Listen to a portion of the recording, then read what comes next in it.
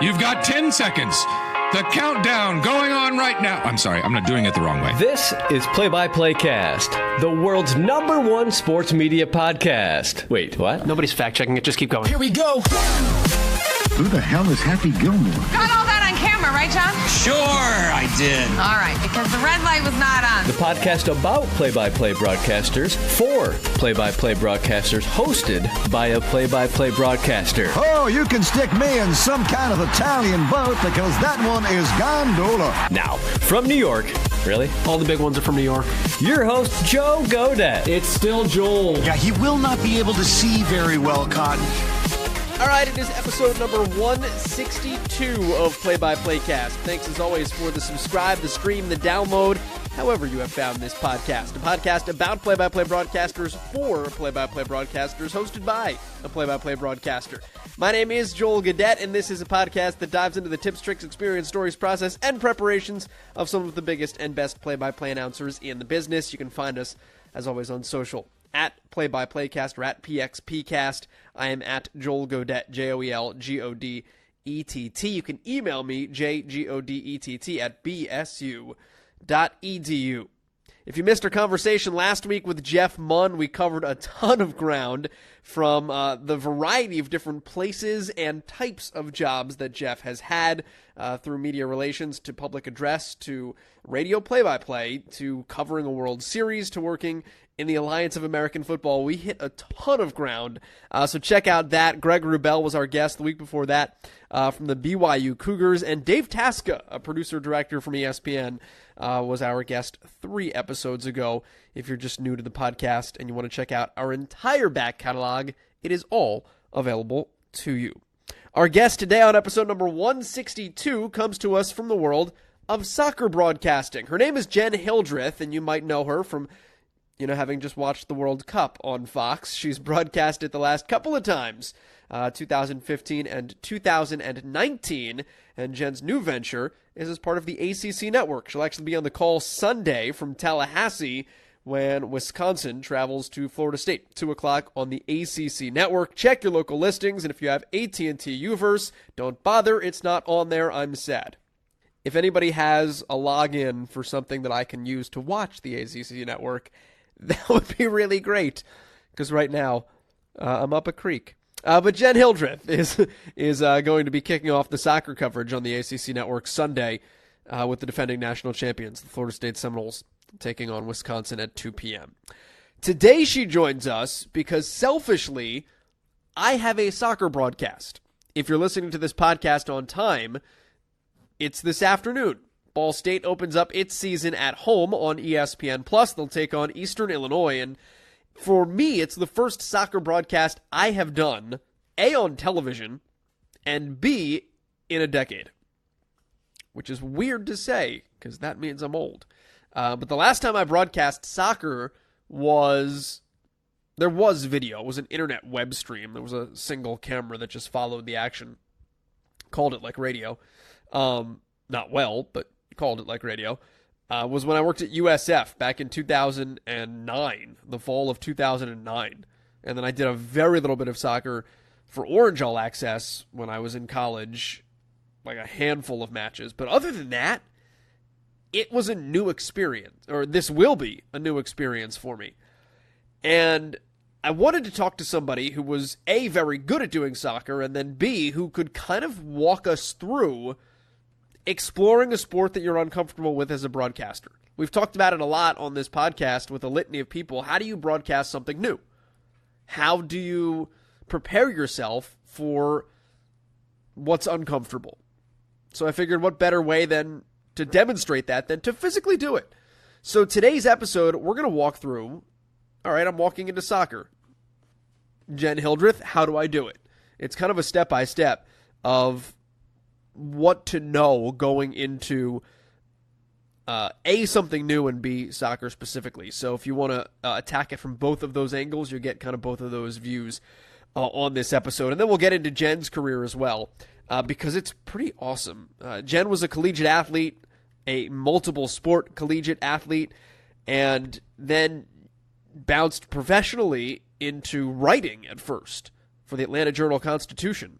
and then got into video through her job there at the newspaper, and then slowly but surely started to do more for Fox Sports South, carved out a niche in the Atlanta market, wound up as part of the Atlanta Braves broadcasts, Raycom Sports, ESPNU, SEC Network, Big Ten Network, now the ACC Network, the NCAA men's basketball tournament, and of course, the NWSL on Lifetime when that was a thing, and she's still very actively involved with the NWSL, and the World Cup in 2015 and 2019 as well. So Jenn's really well versed in a ton of different sports, but I most associate her, at least recently, with the soccer coverage, I think first and foremost because of the World Cup, but that's also the first thing she's going to do on the ACC Network this week. So without further ado, how do I do this?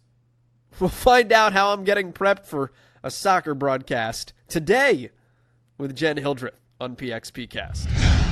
I think a good broadcast of soccer can be done in a number of different ways. There is no one type that you have to do to have it be good. You can have the more British sound of calling a match, where there's a lot more flow, there's more poetry.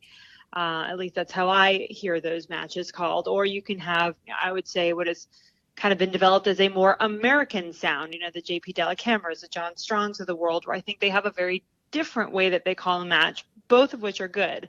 But I think at the heart of any good soccer broadcast is you are taking the viewers on this journey and you are letting them know when they need to pay attention. So it can flow along. You're informing them as they go along. You're hopefully telling them things that they didn't know before, be it about players or things you've learned talking to coaches, things like that. So you're sprinkling information throughout, but at the heart of everything you do, of course, is protecting what's in front of you. So if the game is great, it's actually a little less that you need to do. You just make sure you are letting people know the points they need to pay attention to. That's kind of how I look at it. It's a TV game, so they can see what's happening on the screen, but you need to elevate the moments where there's drama, and you need to kind of help figure out how to carry the broadcast in the moments where there's not, whether that's just taking a breath, pausing, letting the pictures play out, or whether that's when you start introducing some stories. So I think a great broadcast always has to be a good mix of play-by-play call,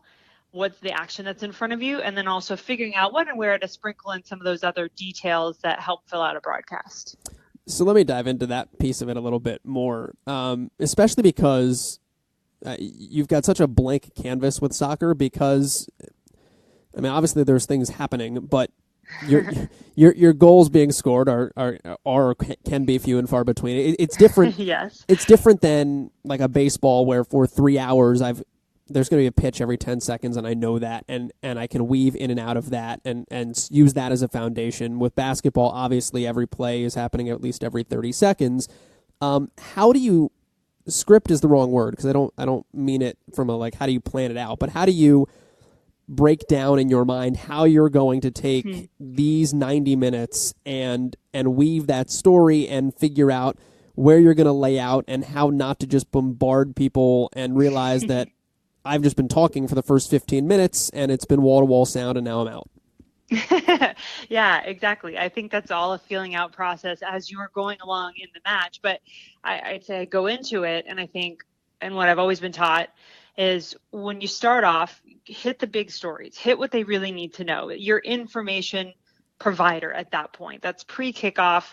That's right after kickoff. You're doing a little more player identification at the beginning. Give people names and numbers. Don't assume that they all know who all of these players are and their background. So that's when I think you do a little bit more of just identification. And that really is more play-by-play at that point. A lot of analysts I work with anyway, sort of like to sit back and watch what's happening in front of them. And while they're doing that, I'm busy just letting people know who's out there. Important players to watch. You work with your producer and director on that as well. But then I think you always know. And maybe more right. more so than like a basketball where I feel if you've got 11 people on a very broad pitch, it's probably more important to identify who they are early on. Yes, and you need to follow the screen with that too. As I've always been told, the people only see what's on the screen. Yeah. So if I'm busy blabbing away about the back four, but the camera happens to take a tight shot of a forward, that's not helping anybody. So Sure. you do need to be in sync with your producer and director on that, and kind of always keep an eye. I watch the field probably a little too much. I probably need to train my eye a little more to keep an eye, and I always sort of have it in my peripheral vision of what's going out over programs, so that I can see if there's a tight shot, and then I know that's my opportunity to talk about that person. Or I will set up with our producer and director, say, okay, we need to get these 3 players in. We need shots of them. First 3 dead balls, let's try to get these players, because people need to know who they are. So, and then I think as the match goes on, generally, as it's building from the back, that's when you can both talk, you and your analyst. You can get into a conversation there. You can start going off topic. It doesn't have to be just exactly what the play is on the field. But once it crosses midfield is when you need to be ready to call the action, because that's, you have to be, you never want a story to cut in onto a potential goal. And it happens far more than I would like. It still happens, and you're kicking yourself because sometimes you cheat. You think, I can get one more word in, and then they score, and you realize you botched it. Because really, I think a good play-by-play has to both be conversational. Nobody wants you yelling stats and information at them the whole time. You want to have a conversation, talk with the viewer, talk with your analyst. But at the same time, when those big moments happen, you need to own them. And that doesn't mean you have to take them over, but it means you need to elevate them in whatever way that you do. Let the crowd, let the images take it over, but make sure that big moment is as big as you can possibly make it. And in soccer, that's even more important than I think any other sport, because as you said, you may only get 2 or 3 opportunities in any given match. What's your interaction like with your analyst? When you talked about some of them will like to sit back and watch in the early going. So they kind of get a feel and they can understand what they're going to say before they really dive into it. How do you work with an analyst in soccer that's maybe different than another sport? Yeah, I mean, I think they're all different, even within each sport, and you just have to kind of get to know who you're with. So my main goal is I will never put an analyst in a position that I don't think they can handle. I'm never going to ask them a question that I don't think they're prepared for. And that just comes with knowing, okay, am I getting somebody who's just jumping in, say, to the college season, and I know they haven't done many college games? I'm not going to ask them for their take on the big picture of women's soccer in the NCAA right now, because in the end, it benefits us all to make us all look good. So I personally don't like I don't like peppering a lot of questions at the analyst.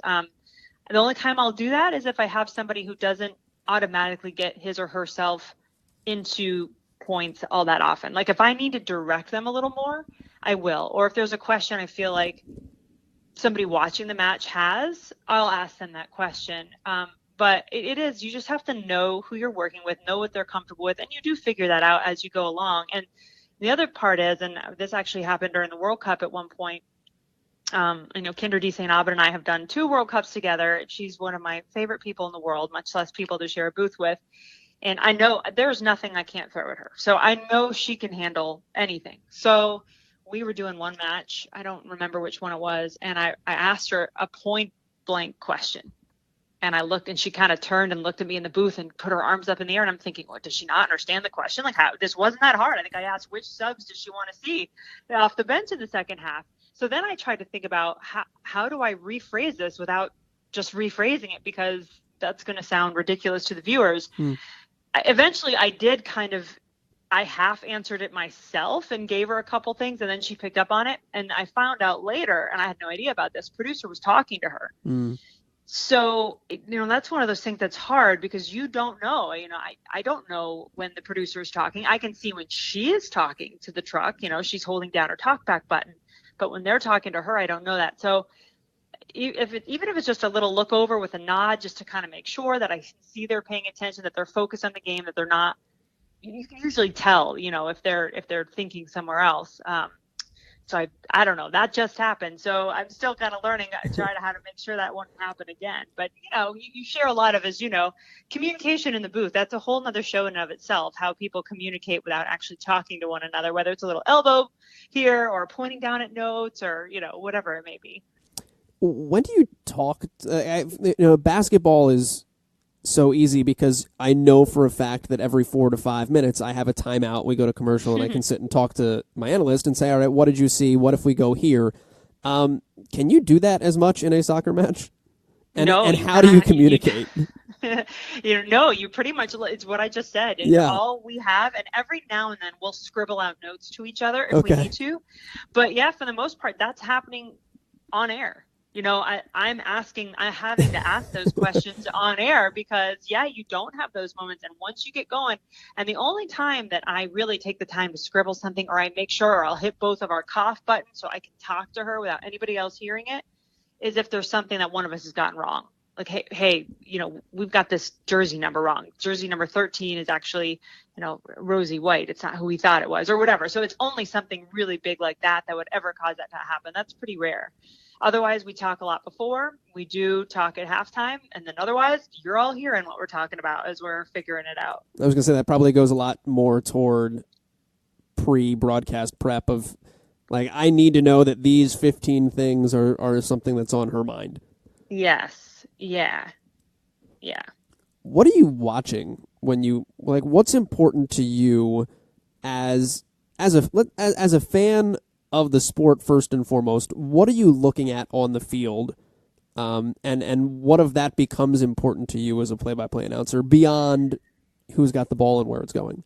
Yeah. Well, this has been a good test because if you ever have to call a soccer match off a monitor, right? Which Yeah. in today's day and age, you often do, you realize a lot of the things that are taken away from you. So 90% of my time, truthfully, I'm watching where that ball is going and I'm seeing the people around it. But for me, I'm watching the ball and I'm trying to make sure I'm on top of that. But those other things that you look for, which, like I said, you don't know what you got till it's gone. Watching the assistant referees, or are they waving their flag? Is there offside? So especially if there's a play that's close, my eyes will dart over to that referee. Okay. Watching your center referee and where they're pointing, having to learn referee signals. I mean, it is an ongoing education for me because when I play it, I love to say now that I obviously operated on a need to know basis. And at the time, I guess I did not feel like I needed to know anything about the rules because when I got into calling matches, I had no clue. So watching the referees, that they're such a good indicator. If you're not sure, or watch body language of the players. If you're not sure what happened or who the ball went out on, watch the players. They're all going to go line up in the right spot, or some are going to be mad and some are going to be happy. And that gives you a clue.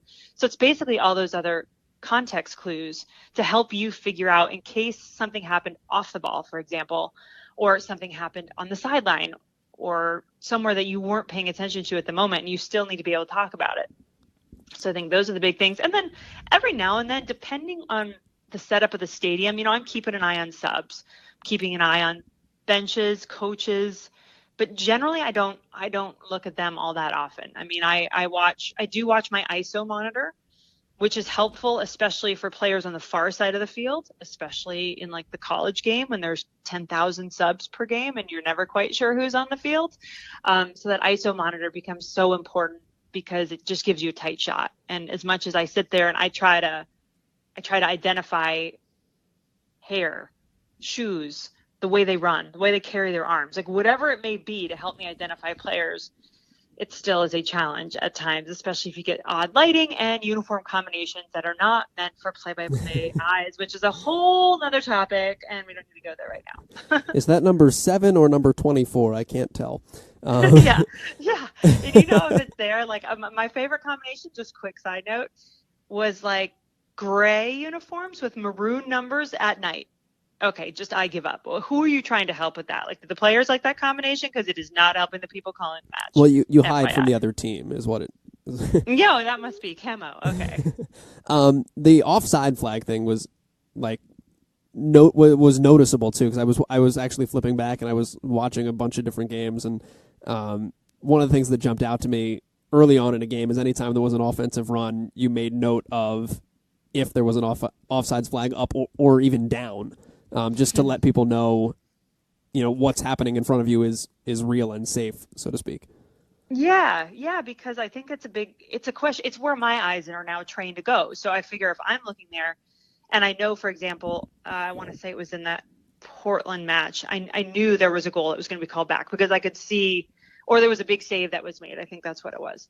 And I could tell that, okay, flag's up. Don't everybody get all excited. And sometimes that still happens, but it happens way more off monitor. And it's so hard because you have to either pause and not call something, or like if a goal is scored, you have to call the goal and then you go back and correct yourself, which is not ideal, but there's really not much else you can do when you can't see that assistant referee. And then when you just bring VAR into the equation, then that's a whole another can of worms as well, because that can add a lot more confusion. Even players don't know sometimes if a goal is going to count, and they're all trying to look around before celebrating to make sure that there's not a VAR sign being given, at least in the international game at the moment for the women.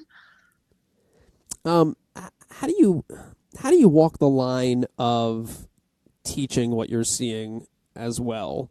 And I mean that from the standpoint of, like, soccer is it's a popular game, but it's one of those where, like, I played it growing up as a kid. I broadcasted a very little bit when I first started out broadcasting, but I haven't done it in a very long time. And it's one of those things where if I were to turn a game on, there are certain things that I feel like the through and through soccer fan might take for granted, but me as just like a casual viewer wouldn't know or understand. How much teaching do you try to do, and what are the things that you find are necessary, or maybe over the line where you start to lose people who go like, yeah, we know that, stop saying it. Yeah, so I feel like you don't have to do an awful lot, but you almost do it without letting people know that you're doing it. I think JB Delacamera is a master of doing that, by the way. But so, for example, don't say the 18. I'd say the 18-yard box. I don't assume that people are going to know terminology. And it's more so, I think, you can include a description as you're saying it. Flag goes up for offside. The ball, obviously, when it left the player's foot, she was definitely beyond the line. So I'm giving the definition of what the offside is and what they're looking for without making it obvious that that's what I'm doing. Or if my analyst says something that I know is very coach speak, or it's pretty deep and only real soccer people are going to get it, I'll ask them to explain it, and I'll act like the dumb one, and that's fine.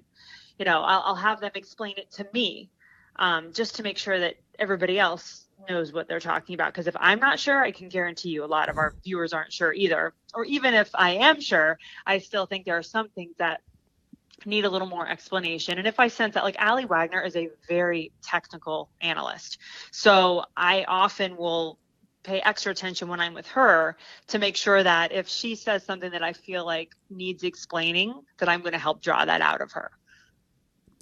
I feel like that can almost be, can that be a good thing too, from a standpoint of, if you're going to be the person who's going to draw that out of somebody and ask those questions, it just gives you more topic of conversation and just gives you more, I don't want to say, like, not that you need things to fill with, but that gives you, all right, now let's go down this avenue and explain a little bit more about what we see.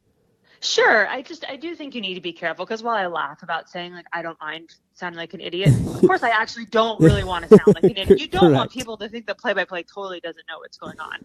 So you do want to do it in such a way as to ask the question without making it seem like you have no clue what you're watching. Right. So, I do feel like it is, it's important, because you should never assume. And even my director, after our last NWSL match, gave me a couple notes, and he said, hey, don't assume people know who Mark Parsons is. Say Portland Thorns head coach Mark Parsons. We hadn't mentioned him yet. And the first time I said his name, I didn't say anything other than Mark Parsons. So it's little reminders like that sometimes, just to always give people a little more. And especially if you do that early in the game, and then once you get later and you're going over things a second or third time, then you don't need to do it as much. But I think it goes back again into that, in that early stages of a match, that's your time to really do that. Are there common traps that people that are walking into a new world might fall into a little bit? Like, is there something that's a dead tell where it's like, well, this guy's just showing up to do his first game? Things for that soccer specifically? like this true soccer people wouldn't say that type things. No, people are picky about terminology, which I don't care as much about. What was it? Somebody got on me about sideline or end line versus touch line. I'm like, you know what? I live in America. It is a sideline. It is an end line. I don't care what they call it in England. Okay.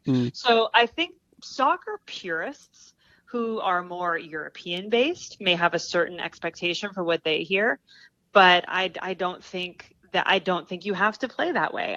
When I first did the Women's World Cup for Fox in 2015, one of the things they talked to us all about was it is okay to have an American voice. You don't need to say nil. You don't need to say pitch. Those are English terms. This is an international sport.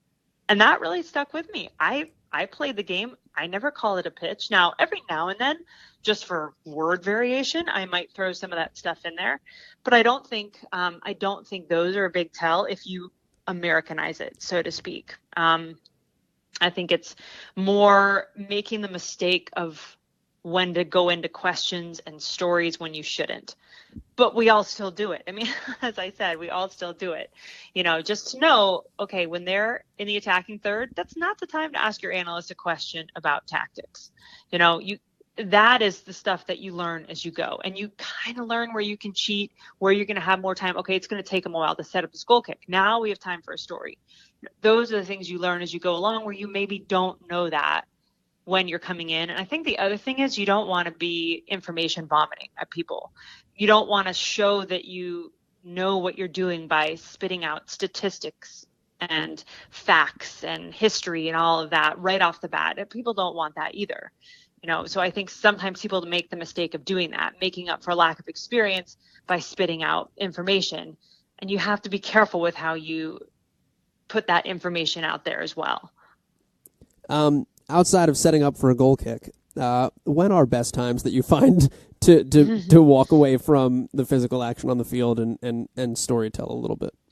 Yeah. I mean, obviously a stoppage is the best. So if sure. like for a goal kick or even a foul, sometimes I don't always need to go back and see fouls. I don't need to see a replay. Okay. There's not much we can actually say about it. Look, right. She tripped her, whatever, So I think anytime there's a stoppage or the ball goes out, it's a throw in the defensive third. Always be careful in the offensive third of the field. You never, even a stoppage there, you don't want to do it. Because if you have a chance to be setting something up, okay, it's a free kick. All right, well, let's set up the drama around that. It's a corner kick. Let's set the drama around that. So it's in that defensive third of the field. That's definitely the best time to do it. If there's a lot of passing back and forth and it's like, what are you calling? If it's really just the back line, passing back and forth to one another, that's a time you can do it. You do take a chance if you have a team that likes to press and might all of a sudden be trying to steal the ball, but you just shift gears. But, in essence, it's when you're in that defensive third of the field, when the defenders have the ball in their third of the field, is a good time usually that you can try to storytell or go off ball a little bit more. From a terminology standpoint, I know you talked about you can call it as an American game and you don't have to necessarily say touchline every time. But when I knew I might be in trouble, I was sitting in our coach's office and we were talking about a player and she goes, well, Peyton, she really likes to meg people. And I was like, I'm sorry, she does what? And she goes, well, she nutmegs people. It's when you kick the ball between their legs and you run around them. And I was like, oh, of course. What types of things like that are important or happen frequently or are words that are more common knowledge to a soccer base that you should have in there? Oh my gosh, I don't know. That's a good question. Because I wouldn't have thought of that nutmeg before until you just said it. I don't know. I don't know that I could say that there's a lot. Maybe you could tell me. I mean, if you're more, getting into this, or is that one of those things where is that one of those things where listen, you're better off staying as layman as possible because that's the easiest way to not step in it? Yes, I think if you're in doubt, absolutely. But otherwise, you can use them. I mean, I'm always a little hesitant with nutmeg anyway, even though I looked up the history of it because you could think about sure, yeah. some ways that might not be the best if people read into it too much. But it was something about some weird spice trait. I mean, there really is some weird history behind that term that is not what you might think it would be, and you can use it. But yeah, I mean, I think too, you don't have to fancy it up with those words. The Croy move, that's one of those. I hardly ever use that. I've had a few analysts who've used it, and that's a very, very soccer specific term that most soccer people know, but most everybody does not. And I think there's even other references too. If you talk about, Maradona and the hand of God, I mean, okay. most soccer people probably know that, but don't assume. So that's, again, one of those things where if you're going to do that, throw in a little context. Just give one more beat of a line of information to help those people out who may not know what the heck you're talking about. Because I was going to say, I don't think making yourself sounds smart. It just makes you sound like you think you're smarter than everybody else is, and nobody likes that. Right, it makes you pretentious. Yes, yeah. Exactly. I thought it was interesting, one thing you said when you were on with Richard Deitch. You had talked about earlier in your career when you had tried out being a soccer analyst yourself. And basically said, like, I realized that, like, yes, I played soccer, but I didn't like being in this chair where I had to really talk about it from an analytical standpoint. How much analysis bleeds into what you do on now a play-by-play side, and how do you handle getting into that kind of technical stuff in two ways? I guess, one, to make a point yourself, but also two, to hopefully lead whoever you're working with along with you and see if you can get them to make a point. Yeah, well, so when I first started doing play-by-play, that was one of the hardest things for me, was to leave the analysis behind, because even for a very brief time, I did a little basketball analysis as well. And I think that for some reason, that's where I was worst at it. I did it worst there. And I really had to walk that line. I mean, it seems so basic, but, the play-by-play, the who and the what, and the analyst, the why and the how. And I mean, I would write who and what on top of my boards to remind myself at the beginning that I wanted to be very strict with that. Now, I think once you're in it and you have some experience, then, so when I did ACC Sunday Night Hoops as a sideline reporter, and Tim Brando was my play-by-play. Tim is an example of a play-by-play announcer who very much inserts his opinion a lot.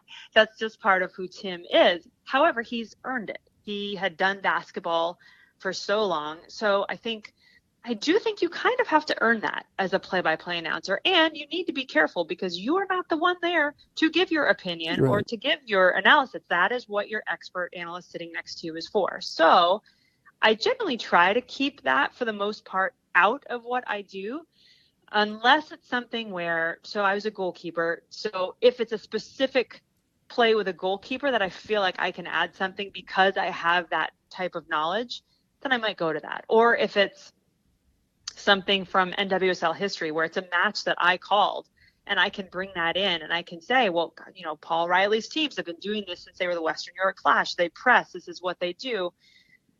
I feel like I have earned the right to be able to add in a little more analysis in certain areas. But like I said, in the end, it's the person sitting next to me who people really want to hear doing that. They're the one that's paid to give their analysis and their expertise. So I think, again, if I do it, it's always with the idea of how am I bringing my analyst into this? What discussion does the viewer need to hear right now? Every now and then I'll go off on a referee call that I don't agree with maybe, but I try not to do that either too often. I feel bad for those guys. But I think it's always still something that you walk the line with, and you don't want to do it too much. And I hope somebody in my ear will tell me if I start straying a little too far in that direction, because I don't want to do that. How important is shape to what you talk about or what you mention or call, or how does that factor into what you need to know? Meaning the shape, like a 4-4-2, the formation on the field? Right. Beyond just saying it like at the outset, like this is the way they play, which means they might be more aggressive. Yeah. For me, honestly, it doesn't mean that much. I say it at the beginning. It's important that I know who's where, but honestly, I rely on my analysts. If there's a change in shape, that's up to them. I can help them if I see it, and I will watch for it, especially if you're in a game where a team is trailing and they're putting numbers forward. All of a sudden, they're 3 in the back. You want to know that. Or if they make a change, they switch from a 3 front to a 2 front, you probably want to be aware of that. So I guess I would say I'm only more aware of it when it changes, because then you need to let people know about it, and your analysts set them up for why it is happening. So I think that's, and I mean, understanding like everybody plays a different way. Even just because they're in a 4-3-3 doesn't mean they're going to play that 3 front the way another team plays a 3 front. So I don't think there's necessarily an assumption that's going to come with the type of formation they play, unless it's something like a 5-4-1, and then you kind of know they're planning on sitting back and doing a lot of defending. So it does give you a little bit of indication as to what you might see. But I think once the game gets going, I really only pay attention when something changes. What's important to you beyond that to know prep-wise going into them? Like if I took everything away from you and I said, like, you can have a roster card with names and pronunciations and, like, stats on it, but beyond that, you get to choose, like, 3 things. What are the 3 things, like, what do you need to know about a team or about players going into something that makes you most comfortable that you can do a good job? Well, you're talking to somebody who is I definitely hoard information. So that would be really hard for me because I think 90% of the work gets done before I sit down in that chair. So, I mean, my boards, I sent you a picture of them. They are chock full of information, but if I had to, I would say, honestly, take something away from the coach conversation because I want to know specifically what they're trying to do, what's important to them in this match. Are they trying to focus on pushing the team to one side of the field? Stuff to look for. Essentially, I want to know what I'm going to give people to look for. I think that's important. So maybe 3 points from the coaches, keys from the coaches. I'd want those coaches' keys. I definitely like to know experience of players, both in season and historically. So is this their first start? Have they been out for the last 5 matches? I need to have a little bit of history, like recent history, to understand, has the coach made a change here and why? So if this player is starting up top and she hasn't played in 5 games, why does he want her there? So I want to know that stuff going in. And then I feel like I have to have at least a line on each player beyond, height, where they went to school, and what their stats are for the season. I want to know at least one thing to help somebody else get to know that player, even if it's just a 2-time FIFA World Player of the Year or member of the World Cup winning U.S. national team. Something. I want something else to be able to say about each player. Does that count? I think I just jammed in a lot more than 3 No, things. that was good. No, I mean, well, 3 was arbitrary. No, that's good though. Because I mean, when I kind of sat down initially, I did my prep normally, and I was like, all right, here's my backstory on everybody that I can find, et cetera, et cetera. But from a soccer standpoint, I was sitting there and I was like, all right, well, what do I need to know from a specialty standpoint about doing a soccer game versus a volleyball match that again, like without sounding pretentious, sets you up to sound like you know why you're there. Well, exactly. And I'll tell you if you will. So actually this got me thinking, all right, so if I had a wish list for what I could get in game notes, and trust me, I have tried to share this wish list with many people. They have not asked for this advice, but I have given it anyway. So I would wish for a complete box score for every game to that point. Because if you have a box score, you can go back and do a lot of your own work. You can see who started, who scored goals, who's been on the bench. You can go and do that work yourself if the sports information director or PR person has not done it for you. So give me box scores. If you really want to help my life out, give me 1 page that shows just the names of the starting lineup in each game. Want to help me out some more? Give me a page that shows goal scorers and time of goal in each game. Does this team give up goals early? Do they give up goals late? What trends might I find there? I mean, essentially, that's what a good PR person or sports information director or researcher does. They find trends. And if you don't have that and you have to do that on your own, which a lot of us do, especially once you get into college sports, then you want to find those trends. And those are 3 things that I think are awesome to have. And I request them from just about everybody that I do anything with and drive them crazy with all my requests. And the one thing, so in NWSL, we have our research guru, Jen Cooper, who knows more about the women's professional soccer game than I think anyone. And she makes a grid for me, which I always tell her it's my favorite document that she sends. She sends us this whole, pack of notes for every game, but the grid is my favorite. And the grid just shows each player from each team, and it'll show each game on the top of the grid, and then it'll show start, sub, out, injured, did not play, whatever. So I can have a quick look right there, and I can look down and I can see both by individual player what their participation has been like, and then by individual game. So if I want to double check, okay, wait, when did all the World Cup players get back? I can go back and look. Or how many starters did they have out the last time they played this team? That, I think, is hugely, hugely helpful. What other types of trends do you like? I mean, like when I do football, like I'm always looking at like what a team does on 3rd and long. Like I want that kind of breakdown. Like how many times did they have 3rd and 7 or plus? Like outside of when someone scores in a game, because that's interesting. I hadn't thought about that. What types of statistical information most piques your interest when you prepare? I'll be honest with you. I don't think soccer is a sport that's driven as much by that type of trend and statistical information as many other sports are, truthfully.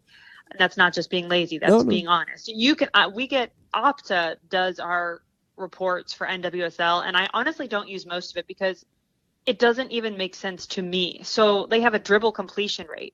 And at our production meeting, we all looked around and was like, what exactly does that mean, dribble completion rate? I think, and I'm not a fan of analytics and all that with baseball, so I'm a little bit old school in that. One thing I think that you maybe could look at for soccer is you could look at trends if you can get this, but it is very hard to find. First of all, I love set pieces. I want to know how often they score and how often they concede on set pieces. Corner kicks, who takes them? And do they play them short? Or where do they play them? Now, again, a lot of that only can come from video review. There's not somebody necessarily that's going to be able to give you that information. Opta can tell me corner kick accuracy. So how many times do they connect with their target? Well, that's somewhat helpful. Or, when they get into their attack, how many times are they crossing the ball? So if you know you have a team that leads the league in crosses, you get a better idea of kind of what they're going to look to do. Or if you have a team who dribble completion rate is really high, then maybe they're a team that attacks more that way. So I just think it's different game to game, and I honestly think you could do without most of it. I truly don't think that that type of, for me, my analysts may disagree. They may look into that a lot more, but for me, I don't spend an awful lot of time on that. Interesting. That's good to know. It's actually somewhat relieving. Relaxing and puts you at ease a little bit when you think about it that way. I wanted to ask you just a couple of questions about you generally as well, if that's cool. Sure. And you started at the Atlanta Journal-Constitution, correct? I did. What do you think that a print background did early on in your career to influence how you maybe approach what you do now? And maybe the way you get information or disseminate information, or string words together because you started as a writer. Yeah, I think it's a huge part of who I am and how I do what I do. I've always been a writer at heart. I mean, I love to write. I love to read. I actually miss writing a lot, doing what I do now. And I just think you get a real solid background in the way of asking the questions that you ask and then figuring out how to tell a story. And all of that, essentially, when you go into a broadcast, you have the game and that is a story, but you are also a storyteller. So I think those skills of reporting were so helpful to me, and I'm so glad that I had them as a foundation. I mean, I was an English and journalism double major, so there was a lot of writing that happened. And as you look at my notes, I mean, that is how I retain things. I write them, I've always been a writer. And I do think that storytelling background, I've told so many young people, and I feel like it's changed a lot now. These amazing communications programs that are out there and the opportunities for broadcast, it's way more than sitting in front of a blue sheet like I did in college for one semester. I mean, it is amazing what they can do. But I think don't learn to write in sound bites. Don't learn to just call in the cadence of the way you call a match. Learn to really tell a story. And that I would tell anybody to do that, and writing is the best way to do it. Now I've always been a bit long-winded, as you can probably tell, and that sometimes gets me in trouble. So sometimes I do have to work on cutting that down, but I do think I would tell anybody, get the basics, which is how to ask good questions and how to tell a story. And you get that in print. Does that impact how you tell stories about people on the air? You've got to fit it in how a game goes, and you might only have 15 seconds, but will you kind of in your mind structure something a little bit ahead of time as opposed to just hear the notes and we'll do it live? Yeah, so it's funny that you say that. I was just thinking about that this week, and I was appreciating how when I get to read articles, the depth that they can go into. And I so appreciate that when I read stories about, especially that go deep into players, into their history or whatever it may be, personal life, training, whatever it is. Because it is very difficult to go that deep in a broadcast. You just can't do it justice for the most part. So you do need to change how you are going to tell a story, because it has to fit within the context of what you're doing. And I think one of the most awful things to listen to, and it's happened to everybody, it's happened to me, is when you get into a story and you keep getting interrupted by the game, and then you keep trying to go back to the story, and people are like, for the love of God, let it go. At that point, they do not give a crap anymore about what you're talking about, because the game has to be front and center. So you got to figure out how to fit it into a broadcast, and that very much changes how I would tell a story. If I was writing a feature, and even, I started as a sideline reporter, so I learned how to tell stories in 15 to 20 second increments. How can I do it before they get to the line of scrimmage? How can I do it before the timeout is over? Whatever it is, it has to fit, or people want you out of the way. And that same goes with your play-by-play if you're calling a match. They want you in that story out of the way of the game that they're watching. It only works if it doesn't get in the way of the game, and so it has to be told in a different way.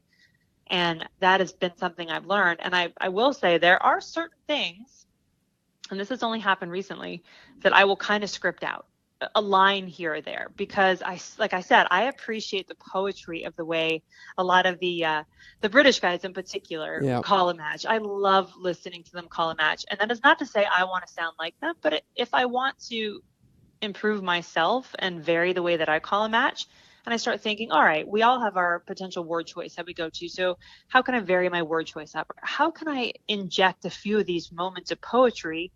Where will they fit? And there are a certain few areas or moments that I think you can kind of script out beforehand, and that can go for storytelling too. If there's something I want to make sure I don't botch it, because it's a lot of details, it could be difficult, it could be sensitive, and you want to make sure you tell it correctly. I will write a lot of that down, at least the bullet points of it, to make sure that I'm getting everything I need in there. I just covered a lot right there, but hopefully that answered your question. It was perfect. How did you learn to do play-by-play in general? When you made that shift into that chair, what kind of questions did you ask, and what kind of conversations did you have to get you ready? Yeah, I was terrified, first of all, but I asked a lot of the people that were around me. I mean, I had producers at Fox Sports South who really would sit down with me, and we'd go over a game, and that was kind of hell, to be honest with you, but it was very useful because, I really had no idea. I tried to watch. I tried to pay close attention to the people who I respected in the business and who I worked with. I reached out to a lot of people. I mentioned Tim Brando, Wes Durham, even later in my career, Beth Mowens. I asked a lot of questions, and it was a lot of what you were asking me about, how do you decide when you're going to go to what you go to? I think that is always the biggest decision, that decision-making process, that realization that you and the producer, you really direct the way that broadcast is going to go. So how do you make those decisions? And at the beginning, I just kept it very simple. They said, just call what's in front of you. So that's how I started. Okay, I'm not going to try to do too much. I'm going to call what I see. And then I could start adding more and start figuring out, okay, well, I don't want to just call the action. I think that people expect and deserve more than that, but I had to get that part down first and figure out the cadences and making sure I was letting the game breathe and making sure I was setting my analyst up and I was doing my job. But at the beginning, I just kept it very, very simple, and if I had a more experienced analyst, I would lean on them heavily and take it from there. And it's constantly evolving. It is constantly evolving, figuring out how you're telling the stories and when you tell the stories and when you just get the heck out of the way and let the game be the star, which you should always, that's lesson number one, protect the game. No matter what role you're in a broadcast, protect the game, because that is what people are tuning in to see. That's a good final takeaway on there. If people want to find Jenn Hildreth on television, where do they look?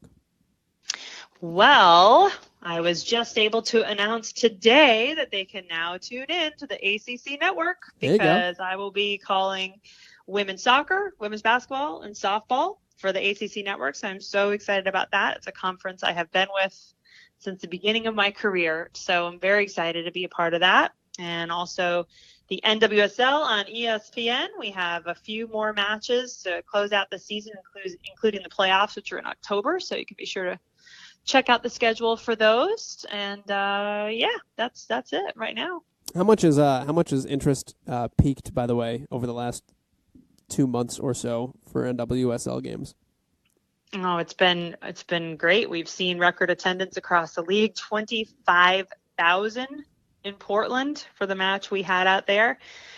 You know, as everybody knows, the challenge right now is to sustain it, to keep that momentum going, because we've seen it before and we've seen it dip off. And I hope that people do realize that a big reason why the U.S. women's national team is as successful as it is, and the players themselves will tell you this, is this domestic league, the National Women's Soccer League. They're the only team in the Women's World Cup that had all of their players on their roster playing domestically. They were the only nation that could say that, and look where they finished up. So there is amazing soccer going on here domestically, and I think, yes, I'm doing a little sell job right now, but, it's important that people realize that and continue to support it if they want to keep seeing our team stay on top. All right, that is Jenn Hildreth joining us here on PXP Cast. Kind of like that stat note. I know I said it when we recorded as well, but there's not a ton of stats in soccer, and it doesn't really play toward that too much. A little bit more storytelling, a little bit more analyst work, but when you're trying to dive into a sport you haven't really been around a lot, thinking about, hey, when does this team score their goals? That's something that didn't dawn on me.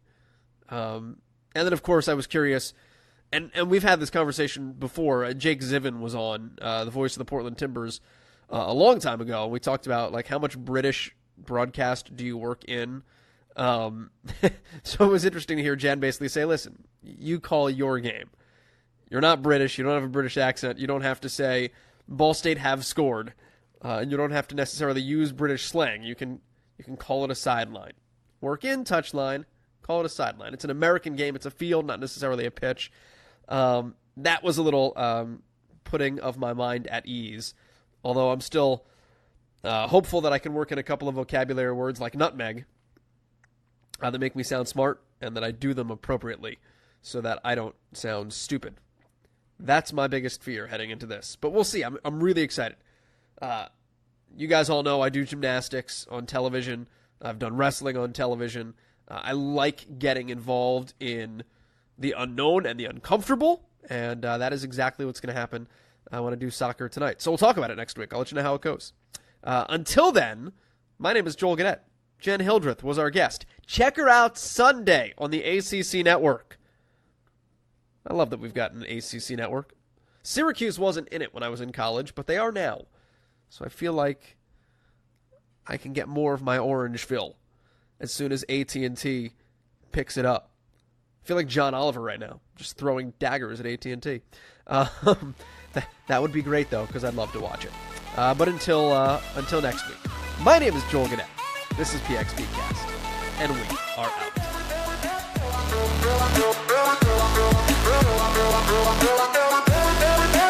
And that will do it from St. Louis, where the score is inconclusive.